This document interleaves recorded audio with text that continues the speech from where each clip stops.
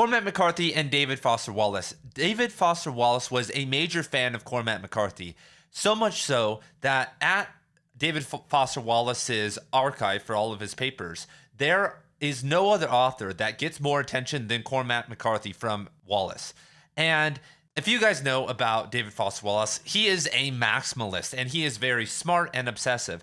And beyond his love for McCarthy as a way to learn style and storytelling, he also taught Cormac McCarthy's works as a literature professor for around a decade. So there are also multiple copies of Cormac McCarthy's books that he used year after year, and there are hundreds of annotations in each of them. So there is a ton of content in terms of Wallace's thoughts on Cormac McCarthy. Wallace was also a major fan of Cormac McCarthy scholarship and comments on a lot of the scholars that we have talked about on this channel before. But even crazier than all of this, supposedly David Foster Wallace met Cormac McCarthy, but he really didn't like the experience and left annoyed because he couldn't get over that his voice wasn't deep and magnanimous like the guy who wrote Blood Meridian or Suttree. If you guys have heard McCarthy talk before, he kind of has a more nasally and drawling. I don't even know how to describe his voice, but when I first heard it, I was kind of surprised too. But Wallace is someone who's so hyper fixated on things that supposedly threw him off. So to open, I just want to provide some quotes from Wallace on McCarthy just to get things going here, because there'll be a lot more, but these are some of the major ones from interviews. McCarthy has, quote, an English very remote from our own, deploying an archaic diction that is like the King James Bible on acid. Another quote starts that, quote, this guy, I can't figure out how he gets away with it. He basically writes in King James English. I mean, he practically uses Old English thous and thines, and it comes off absolutely beautifully and unmannered and ungratuitous. Speaking of McCarthy and other authors' use of italics, he says, quote, are the little italicized on entrances in Hemingway's In Our Time prose poem?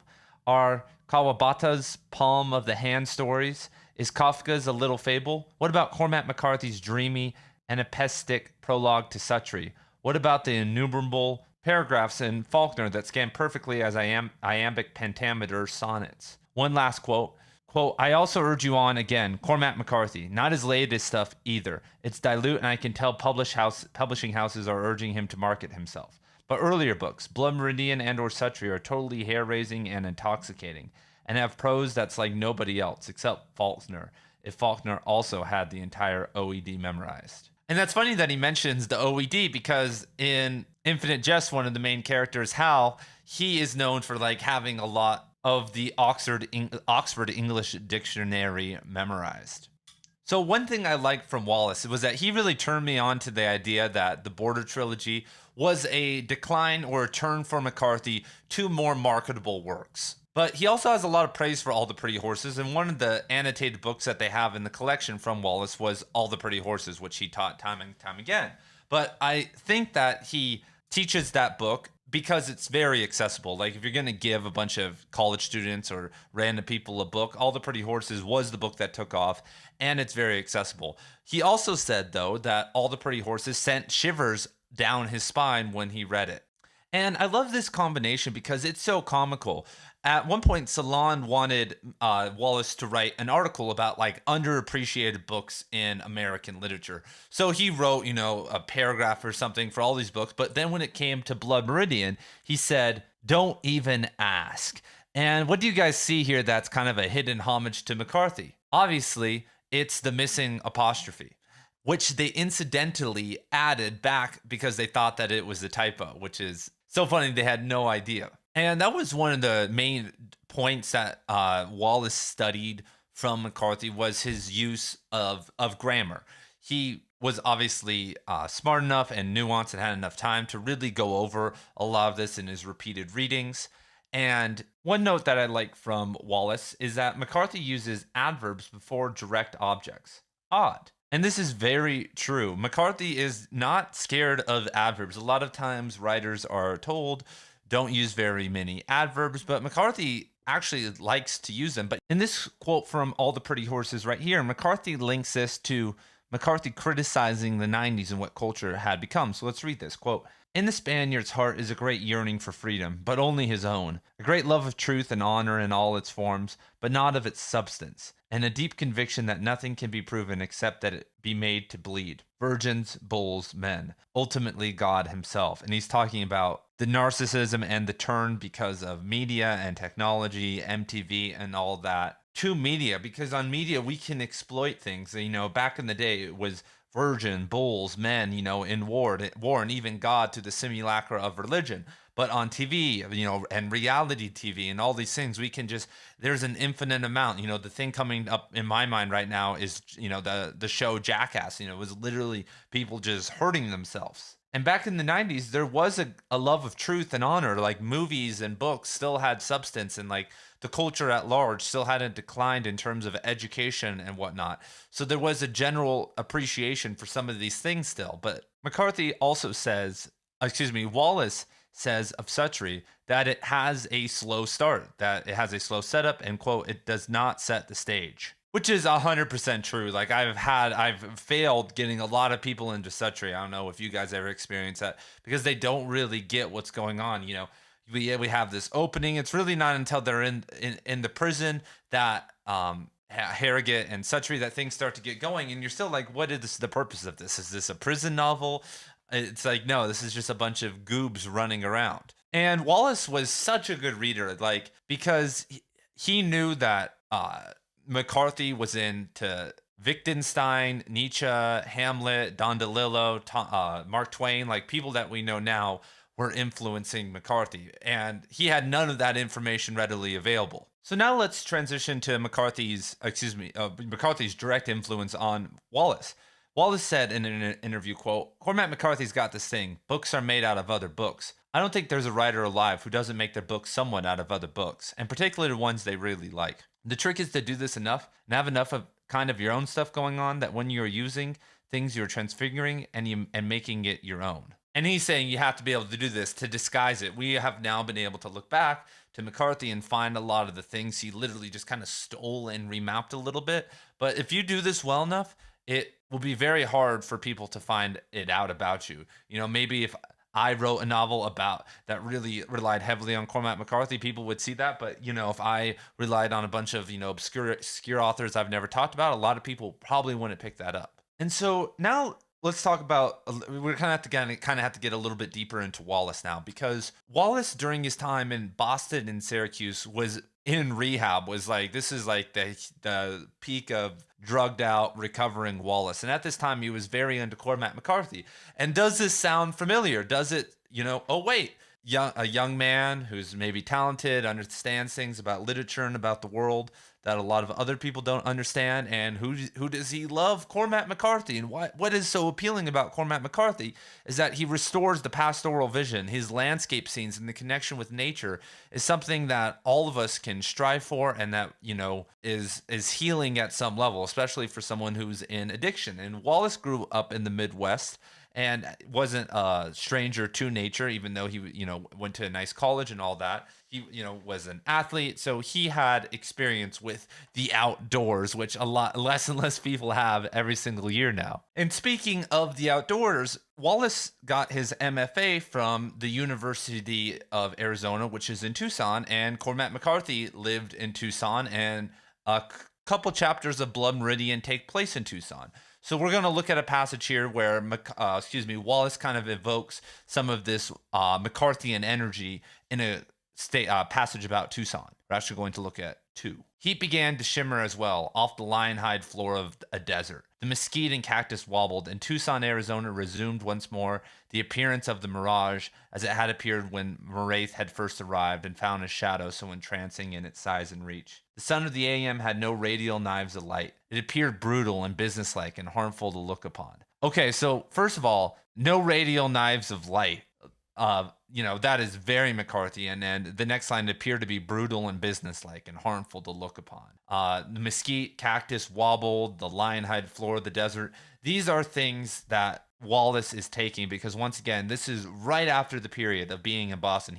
is leaving and now he's here and he's needing to write about the desert. And why not look to the best writer of the desert? Some punctuation style things that McCarthy has, Wallace has taken from McCarthy is at times he, in Suttree, for instance, and Blood Meridian, McCarthy doesn't use question marks, and in a couple of his other works.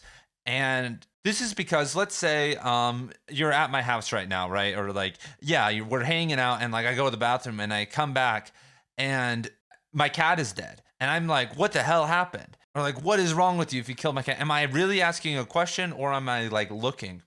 Because a question is asking for more. It's a movement upwards toward some form of answer. But what happens if you're asking something and we're interrogating, and that's how McCarthy uses questions in situations like in the jail where they're like, what happened?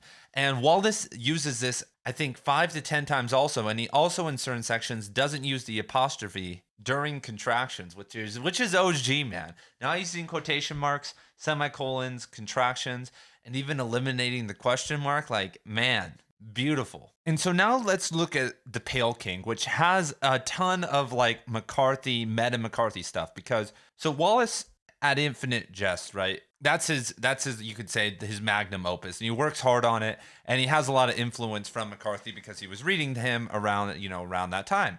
So we now transition, and it's been years, and Wallace really hasn't released another big novel. He released a couple things, but The Pale King was supposed to be his next Infinite Jest. And so what does he do? He returns to one of his friends, Mr. Cormac McCarthy, and starts to use him to reinvent himself from the old David Foster Wallace, because he has this style. And he said in a 2005 interview with Jonathan Franzen that he was sick of it. But in early drafts of The Pale King, there are times when he writes like, this is just a bad McCarthy ripoff, talking about his own writing. We can see him grappling with wanting to use McCarthy as a jumping point, but not trying to rip him off too much, trying to blend these styles. And this is most apparent in the opening of The Pale King, which reads almost exactly like Cormac McCarthy's opening to Suttree with a couple other things involved, which is really funny. I mean, it's a really great use. Like, talk about like imitating, like imitating passages. One of the best ones to do that with is like the opening of Suttree, and we're going to have a video on that. But my God, this is shows you how talented it is, because right now go rewrite the opening of Suttree and see how well you do. Now let's look at what David Foster Wallace did. And this is going to be kind of long, so like kind of bear with me, but it's also really good. Past the flannel plains and blacktop graphs and skylines of canted rust, and past the tobacco brown river overhung with weeping trees and the coins of sunlight through them on the watered down river, to the place beyond the windbreak, where untiled fields simmer shrilly in the AM heat, scattercane, lamb's quarter, cutgrass, sawbriar, nutgrass, jimson weed, wild mint, dandelion, foxtail, muscadine, spine cabbage, goldenrod, creeping Charlie, butterprint, nightshade, ragweed, wild oat, vetch, butchergrass, and Van Gennate volunteer beans, all headings gently nodding in a morning breeze like a mother's soft hand on your cheek. An arrow of startlings fired from the windbreak's thatch. Very old land. Look around you. The horizon trembling, shapeless. We are all of us brothers. One more page. Some crows overhead, 3 or 4. Not a murder on the wing. Silent with intent. Corn bound for the pasture's wire beyond one horse smells at the others behind. The lead horse tails obligingly lifted. Your shoes brand incised in the dew and alfalfa breeze. Socks burrs, dry scratching inside a culvert, rusted wire and titled posts more a symbol of restraint than a restraint per se. No hunting, the shush of the interstate off past the windbreak, the pasture's crow standing at angles, churning up patties to get at the worms underneath, the shapes of the worms incised in the overturned dung and baked by the sun all day until hardened. There's to say, tiny vacant lines in rows and insert curls that do not close because head never quite touches tail. Read these. And so one of the first things that you see with this is that Wallace just throws out conjunctions. Like, it just kind of flows like McCarthy. Even though he's using a lot of commas, it is got that style that McCarthy loves to do at the start of Suttree. He also, I don't know if this is trolling, lists all the plant names, which seems to be just like I said, it seems like he's trolling like what McCarthy does sometimes in like these passages. Like he'll say like certain, these certain botanical things, but we also have the 2-word ending, which is the ending of Suttree when he says, fly them, read these. And Lucas Thompson, who has a whole journal entry in the Cormac McCarthy journal on all of this, where I'm getting a lot of this information from, comes up with this beautiful scanning of Wallace's line. He's basically using, and you can't really see it here, it didn't convert the way I wanted it to. He's using the same stress, unstress, and syllable count of McCarthy at the end of the opening of Suttree, which, is obviously a direct homage to trying to conclude it in the same way. He also uses the second person. McCarthy says, dear friend. Wallace is saying with you. And it's also just kind of using this floating pastoral imagery and just kind of rolling us through this vision of the Southwest. And Lucas Thompson makes an assertion, and we won't get too deep into this, but in The Pale King, there's a character named Tony Ware, and it's one of the IRS agents. And she is very well read and seemingly read McCarthy because Wallace, through her, is writing like McCarthy. And she is from a trailer park, and which I don't know if that's making insinuations about the South, which it kind of is. And eventually, she experiences a rape. Well, she gets raped. And after that, she kind of has a transformation in consciousness in terms of how she writes, she is narrating the world. And the way she starts to narrate the world after that is more of a David Foster Wallace type style. And Lucas Thompson makes the assertion that it's because she has found her own self-determination and herself again, that she has escaped kind of the literary tropes that she turned through because of trauma and now is acting and like herself again, which I think is David Foster Wallace maybe just getting meta within the meta, saying that during this novel he tried to be like too much like Cormac McCarthy, so he wrote like him through her, but then by the end he transcended him with her. So everyone, what did I miss? Is there anything that you have noticed or found? I really want to, honestly, I just want to go live in Texas for a year in Austin so I can go to the Don DeLillo archive, the Cormac McCarthy archive, the David Foster Wallace archive. There are so many different archives available in Texas for you to just go through, and I would just have an unlimited amount of content for this channel. So that is probably a goal one day in the future. But until then, we will stop, and maybe I'll do a part 2 on this because I'm also doing a very big deep dive into David Foster Wallace.